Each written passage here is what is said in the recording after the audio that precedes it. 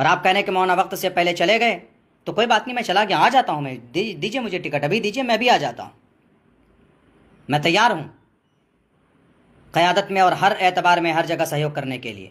अस्सलामुअलैकुम वरहमतुल्लाहि वबरकातुहू। दोस्तों, जैसा कि आपने वीडियो में मौलाना अब्दुल्ला सालिम कमर चतुर्वेदी साहब ने पार्टी से इस्तीफा देने के बाद फिर दोबारा टिकट का मुतालबा किया है, आखिर क्या वजह है, क्या सारी कहानी है, क्या टिकट का अनाउंसिंग हो गया है या नहीं, ये सारी बातें इस वीडियो के जरिए से हम जानने वाले हैं। लिहाजा आप तमाम से गुजारिश है कि वीडियो को मुकम्मल देखिए। चैनल पर नए तो नए चैनल को सब्सक्राइब कीजिए। अस्सलाम वालेकुम साथियों, बड़ी नेटवर्क प्रॉब्लम है जहाँ पर मैं बैठा हूँ अपने ज़िला अररिया में, तो दिक्कत आ रही है सामने। कहना यह था कि भी जनाब अख्तरुल ईमान साहब को किसी ने पूछा कि मौलाना का टिकट क्यों कट गया, मुर्शिद मुखिया को क्यों दे दिया आपने, तो हमारे सदर साहब ने कहा, अख्तरुल ईमान साहब ने, कि अभी टिकट का अनाउंसमेंट नहीं हुआ, मौलाना पहले ही रिज़ाइन दे के चले गए। पहली बात तो मैं ये कहूँ कि मैंने रिज़ाइन दिया है, मैंने अभी तक किसी भी पार्टी को ज्वाइन नहीं किया है। जो भी सोशल मीडिया पे चल रहा है बिल्कुल गलत है। मैंने पार्टी से इस्तीफ़ा दिया है, मैं बिल्कुल अलग थलग बैठा हूँ, मैंने किसी भी पार्टी को ज्वाइन नहीं किया। रही बात सदर साहब जो बोल रहे हैं कि हमने किसी को टिकट नहीं दिया, सिंबल नहीं दिया है, तो ज़रा ये बताया, मैं पूछना चाहता हूँ आदिल साहब से भी और अख्तरुल ईमान साहब से भी कि आपने ये कहा कि हमने किसी के टिकट का अनाउंसमेंट नहीं किया, ये बात तो सच है, लेकिन मुखिया मुर्शिद साहब पिछले 3 दिन से तैयारी कर रहा है, लोगों को जमा कर रहा है, लोगों को कह रहा है कि हम 18 तारीख को नॉमिनेशन फ़ाइल कर रहे हैं। तो हमने जब ये बात पूछी अख्तरुल ईमान साहब को, मैंने मैसेज किए, हमने सोचा ज़्यादा मसरूफ़ हैं, कॉल क्या करें, उनको टेक्स्ट मैसेज किया, उसका कोई जवाब नहीं आया। उसके बाद आदिल साहब को हमने फ़ोन किया तो उन्होंने कहा कि किसी को नहीं मिला है। तो हमने मुखिया मुर्शिद साहब को हमने बात कराया किसी से, वो कॉल रिकॉर्डिंग मौजूद है।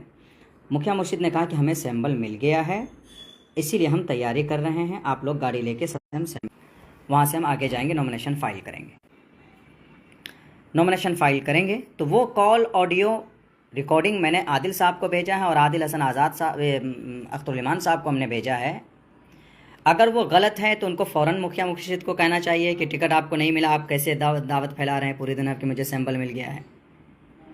आपने ना उनको रोका, ना मेरे पास आपने कॉल किया, ना मुझे ख़बर की कि मौलाना हमने उनको टिकट नहीं दिया, ये गलत है। आपने फ़ोन किया, आपने उस कॉल के बारे में बोला कि नहीं मौलाना ये झूठ है, वो झूठ बोल रहा है, बात साफ। एक आदमी कैसे अपने तरफ से ये दावा कर सकता है कि मुझे सिंबल मिल गया है, मैं तैयारी कर रहा हूँ। और मैंने उनके वकील से पूछा, उनके वकील ने कहा कि हाँ वो 17 तारीख को 18 तारीख को नॉमिनेशन फ़ाइल कर रहे हैं, उनका पेपर मेरे पास आ चुका है। क्या चल रहा है ये समझ में नहीं आ रहा है। आप कहते हैं कि मौलाना पहले चले गए, तो कोई बात नहीं, मैंने इस्तीफ़ा दिया, बैठा हुआ हूँ मैं, लाइए मुझे टिकट दीजिए आप, मैं इलेक्शन लड़ूंगा। मैंने किसी पार्टी को ज्वाइन नहीं किया है, किसी भी पार्टी को ज्वाइन नहीं किया मैंने। सोशल मीडिया के अंदर में बहुत सारी गलत खबरें चलाई जाती हैं किसी को बदनाम करने के लिए। रही बात यह कि अभी जो आप बोल रहे हैं आदिल हसन आज़ाद साहब, इज़्ज़त आपने हमें नहीं दी, इज़्ज़त अल्लाह ने हमें दी। प्रोग्राम आप मुझे नहीं देते, प्रोग्राम अल्लाह दिलवाता है हमें। और हाँ, आपने जो कहना शुरू किया कि भाई मौलाना ने दूसरा निकाह वहाँ किया, दूसरी शादी मेरी की है, मेरी बीवी मेरे साथ है, मेरे बच्चे हैं, और अभी वो औरंगाबाद में मुकीम हैं। अल्हम्दुलिल्लाह हम लोग खुश व खुर्रम ज़िंदगी गुजार रहे हैं। और किसी भी मजलिस के आदमी को वहाँ पर, मादूद चंद हमारे दोस्त है कि मौलाना वहाँ रहते हैं, लेकिन हमने किसी को, हमारे एरिया पर रहती है और हम भी वहाँ पर, हमारा आना जाना लगा रहता है, हमारे एरिया कभी वहाँ पर रहती है, कभी हम आना जाना हम करते हैं। लेकिन अख्तरुल ईमान साहब, आपका ये फ़ैसला, आपका ये इंटरव्यू हमें समझ में नहीं आ रहा। आपने कहा कि अनाउंसमेंट नहीं हुआ है, तो ठीक है, हमने अभी पार्टी से इस्तीफ़ा दिया है, हम किसी पार्टी में ज्वाइन नहीं हुए हैं, अभी बिल्कुल हम आज़ाद हैं। आप हमें टिकट दीजिए, हम इलेक्शन लड़ेंगे, आप दीजिए। अगर आप के सर्वे लिस्ट में और कैंडिडेट के लिस्ट में जो कि हाथ से अब्दुल्ला सालिम का नाम है तो दीजिए, मैं तो किसी पार्टी में नहीं जुड़ा हूँ। रही बात ये कि आप लोगों को वहाँ कह रहे हैं कि मौलाना के नाम का ऐलान नहीं हुआ, वो पहले चले गए। मैंने आपको रिकॉर्डिंग भेजा, कॉल रिकॉर्डिंग मुखिया मुर्शिद का भेजा है आपको, अगर वो कॉल रिकॉर्डिंग आप सुनते। मैंने आपको मैसेज किया है, लेकिन कल से आज तक आपने मुझे पूछा नहीं, पूछा, कम से कम पूछना चाहिए। आप इतना पूछ सकते थे कि मौलाना आप गलत फहमी का शिकार हो रहे हैं, लेकिन नहीं पूछा आपने। आप सदर हैं, आप गार्जियन हैं हमारे, मैंने आप ही को देखकर सियासत में कदम रखा है, आज तक सियासत का उस्ताद मैं आपको मानता हूं।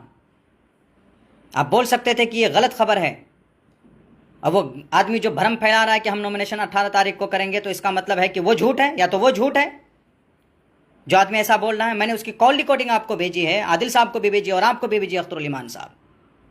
और आप कहने के मौलाना वक्त से पहले चले गए, तो कोई बात नहीं, मैं चला गया, आ जाता हूँ मैं, दीजिए मुझे टिकट, अभी दीजिए, मैं भी आ जाता हूँ, मैं तैयार हूँ क़यादत में और हर एतबार में हर जगह सहयोग करने के लिए। बस यही पैगाम मुझे देना था। कुछ भरम और कुछ गलत खबरें सोशल मीडिया में चलाई जा रही हैं। मैं सबसे कहूँगा कि भाई हम बिल्कुल इस वक्त आज़ाद हैं। हमने अपनी पार्टी से इस्तीफ़ा दिया है, हम अभी किसी पार्टी को हमने ज्वाइन नहीं किया है। रही बात ये कि अख्तर साहब ने कहा कि मौलाना पहले वक्त से पहले चले गए, हम ऐसे नहीं आए, हमारे पास दलील और ठोस सबूत हमने आपको भेजा कि ये देखिए हमारी पार्टी को इस्तीफ़ा देने की वजह यह है। अगर वो वजह सही होती या गलत होती तो आप हमको कम से कम कहते कि मौलाना, अभी तक ना तो आदिल साहब ना तो अख्तरुल ईमान साहब, बिहार किसी टीम ने भी राब्ता नहीं किया है कि मौलाना आपने ये फैसला क्यों लिया। कैसे आप लोगों से कनेक्ट होंगे, कैसे लोग आपसे मरबूत होंगे। आपके टीम का कोई हिस्सा अगर बिखर रहा है तो आप नहीं तो आप अपने लोगों को भेजते, पूछते क्या दिक्कत हुई, क्या तकलीफ हुई, क्यों। लेकिन नहीं किया। हो सकता है मैं गलतफहमी का शिकार हो सकता हूँ, साजिश का शिकार हो सकता हूँ, लेकिन आप नहीं हमारी रहनुमाई रहबरी करेंगे तो कौन करेगा। खैर ये सब बातें कभी होता है टालने के लिए हो सकती हैं, लेकिन मैं दोनों से कहूँगा, आदिल साहब से भी और अख्तरुल ईमान साहब से भी, ठीक है मैं तो तैयार हूँ, मैं रेडी हूँ, मुझे दीजिए सैम्बल, मैं इंशाअल्लाह मैं कल आता हूँ पार्टी के अंदर में और काम करता हूँ। लेकिन नहीं, ये बातें 100% सही है, उनको सैम्बल बहुत पहले दिया जा चुका है, जिसकी वजह से वह समझता हूँ अगर गलत है तो आप मेरे इन सवालों का जवाब दे दीजिए। बहुत बहुत शुक्रिया। अस्सलाम वालेकुम रहमतुल्लाह। दोस्तों आपने वीडियो को मुलाहिज़ा किया और हज़रत मौलाना अब्दुल्ला कमर साहब चतुर्वेदी दामद बरकातुहुम की सारी बातें और इनका सारा सवाल आपने सुन लिया है। आप ख़ुद फैसला कर सकते हैं कि मौलाना सही कह रहे हैं या नहीं कह रहे हैं। बाकी बात किसी की ज़ात-बियात पर हमला करना, आप पर कीचड़ उछालना, ये सही बात नहीं है। बहरहाल दोस्तों नाज़रीन, आपके अदालत में ये बात रख रहा हूँ। आप इस वीडियो के बारे में, इस बयान के बारे में क्या कह सकते हैं, कमेंट के ज़रिए से अपनी राय का इज़हार ज़रूर कीजिए। फिर से आपसे गुजारिश है कि चैनल पर नए तो इन चैनल को सब्सक्राइब कीजिए और इस वीडियो को ज़्यादा से ज़्यादा शेयर कीजिए। खुदा हाफिज़।